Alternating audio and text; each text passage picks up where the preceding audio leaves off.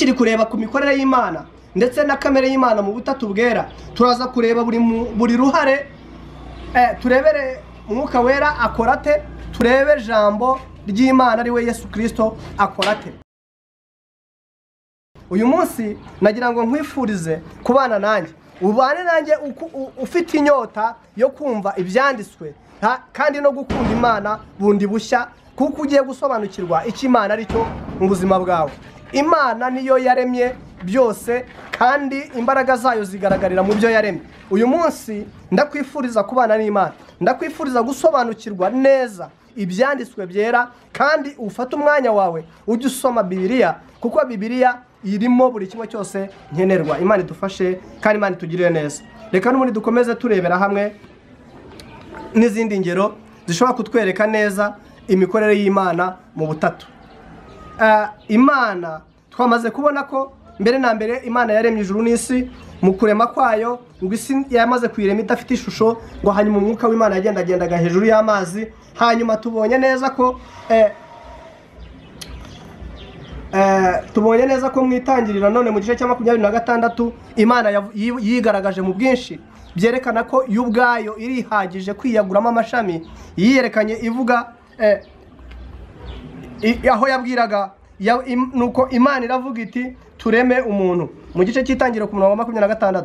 Aha rero n'ubundi iyo Imana ivuze ngo tureme, ntabwo ari uko nk'uko abantu batekereza ngo ishobora kuba iri kumwe n'abandi bantu cyangwa se ibindi biremwa, ariko Imana yari yonyine, ahubwo yagishaga inama umutima wayo igira ngo itangire ikora imirimo yayo. Iravuga ngo noneho tureme umuntu. Iyo tugeze ku murongo waho wa 27 duhita tuhabona ngo Imana irema umuntu ngo agire ishusho yayo. Ntabwo yagize ishusho yabo, nta nubwo yagize ishusho yindi, ahubwo yagize ishusho yayo nk'Imana.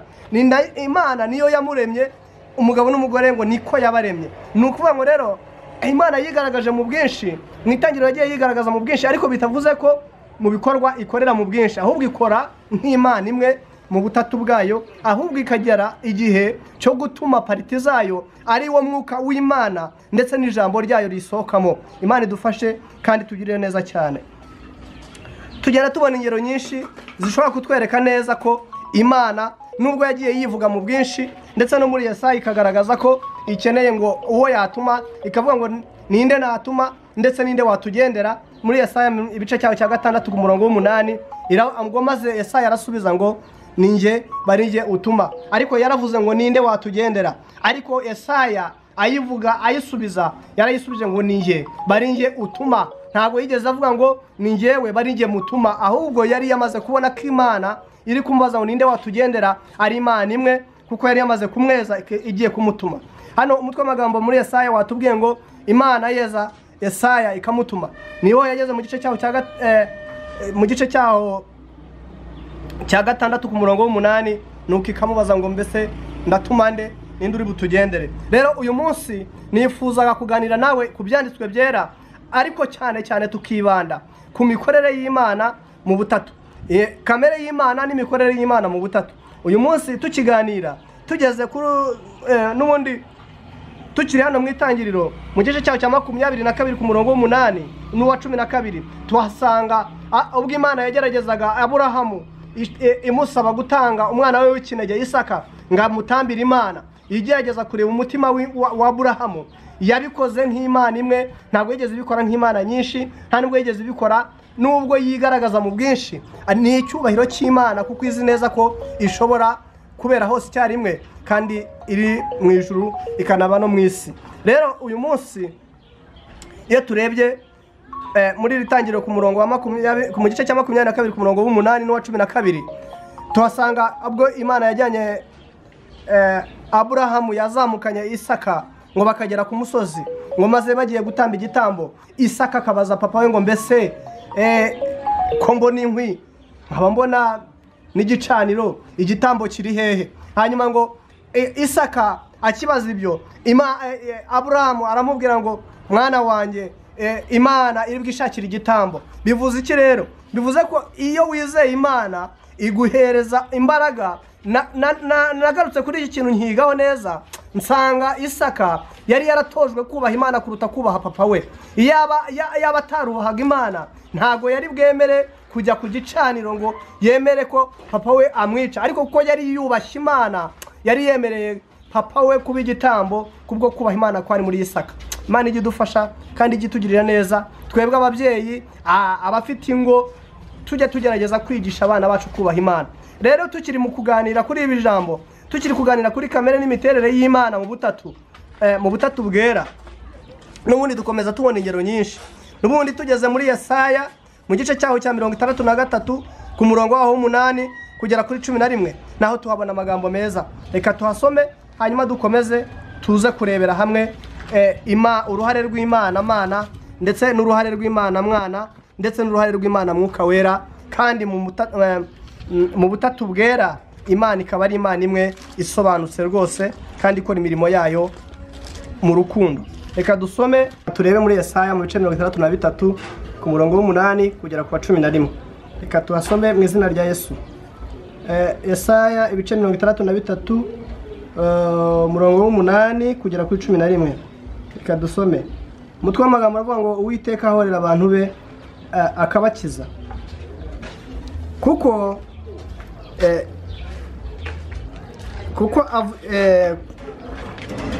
kuko yavuze ati nukuri aba ni abantu banjye, abana batariganya, nuko ababereye umukiza. Yababaranye nabo mu mibabaro yabo, na marayika uhora imbere ye yajyaga abakiza urukundo rwe n'imbabazi ze nibyo byamutumye kubacungura. Yarabateruraga akabaheka mu minsi yose ya kera, ariko baragoma bababaza Umwuka Wera, bituma ahinduka umwanzi wabo, ndetse ubwe arwana nabo. Imana yacu ishimwe. Maze yibuka ibya kera, yibuka Mose n'abantu be, ati uwabazamuranye n'abungeri b'intama ze akabakura mu nyanja agiye he? Uwabashyizemo Umwuka Wera ari he? Imana yacu idufashe kandi Imana itugirire neza. N'ubundi nk'uko twakomeje tureba ijambo ry'Imana muri uyu mutwe w'amagambo uvuga kuri kamere y'Imana n'imiterere y'Imana mu butatu bwera, iyo dukomeje kureba uburyo Imana yagiye ikora, tukomeza gusanga yaragiye ikora nk'Imana imwe, ariko ikigaragaza n'ubundi mu butatu. Ahangaha muri Yesaya mu gice cyaho cya 63 ku murongo waho 8, ngo kuko yavuze ati nukuri aba ni abantu banjye. Imana ubwayo iraduhamiriza ndetse irabizi neza ko turi abantu bayo, ariko ngo tugeze kuri B y'umurongo w'8 hakavuga ngo n'abana batariganya, nuko ababere umwungeri, nuko ababere umukiza. Imana idufashe. Hano rero Imana yagaragazaga iki? Ni igihe yari yamaze gutangira gutuma Kristo irirahira ngo abantu n'abantu bayo, ni Imana ubwayo yabyivugiraga, ikomeza igaragaza neza ko kuko yabonye ko ari abantu batariganya, ngo nuko ababero umwungeri, ngo kandi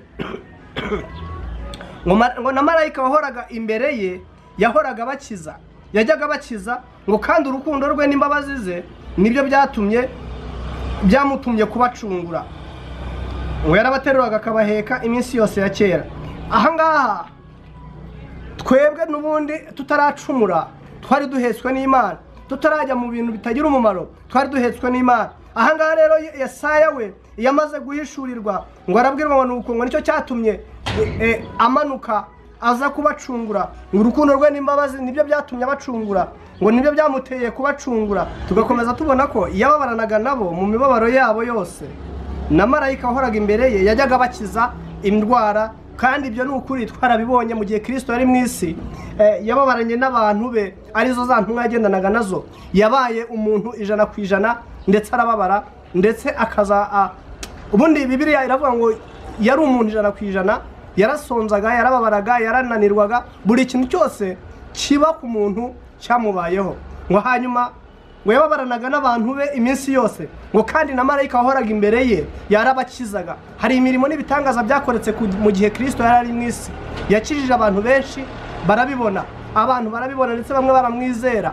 Ariko haraho tugera hakavuga ngo yaje mube ntibamwemera, ngo aza mubye ntibamwemera, ngo kandi ari we wabiremye. Ariko ibyo byose ntabwo bikuraho ko ari pariti y'ubumana yari kumwe natwe. Ijambo ry'Imana ubwaryo niryo ryari ryaje kubana natwe, kuko yari yavuze ngo ni habeho Mariya azabyara umwana w'umuhungu, azamwite Yesu, azitwa igitangaza. Iryo jambo ubwaryo ryaturutse ku Mana. Marayika nari nigeze kubabwira ko marayika wazanye ubutumwa kuri Mariya ntabwo yigeze aza yitwaje imvumba, nta gikapu yazanyemo message, ahubwo yaraje aravuga ngo Imana iravuze ngo ugiye gusama umuhungu, uzamwite Yesu. Rero ni rya jambo n'ubundi Imana yakoresheje irema. Niyo mpamvu muri Yohana hatubwiye ngo mbere na mbere hariho jambo, kandi jambo yari Imana, kandi uwo yahoranye n'Imana, ngo nta na kimwe mu byaremwe kitaremwe nawe. Rero iyo tumaze gusobanukirwa neza ubutatu bwera, bituma dukorera Imana tutayishidikanyaho, tutibaza nk'uko bamwe bibaza ngo ahari Imana ni eshatu, cyangwa se bavuga ubutatu bwera umuntu agahita yumva ibintu bidasobanutse. Ariko nyamara ubu butatu bwera burasobanutse. Twabonye ko mu itangiriro Imana yaremye ijuru n'isi, ngo imaze kurema isi nta shusho yari ifite, ngo kandi ngo yari umwijima, ngo hanyuma ngo umwuka w'Imana yagendagendaga hejuru y'umuhengeri.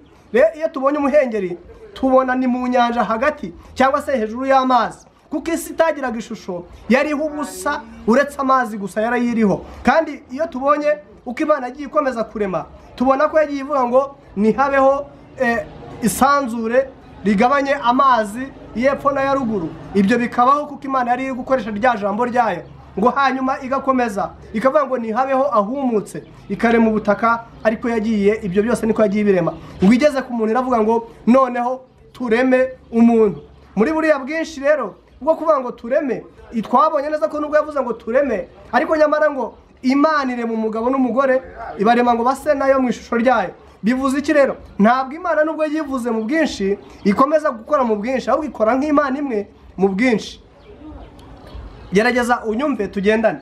Tugeze aha muri Yesaya, icyo twari tuhabonye ni iki? Tuhabonye Yesu ubwo yazaga agakorana n'abantu be, ngo ndetse akababarana n'abantu be. Muri Yesaya mu gice cyaho cya 63 ku murongo waho 8 kugera kuri 11.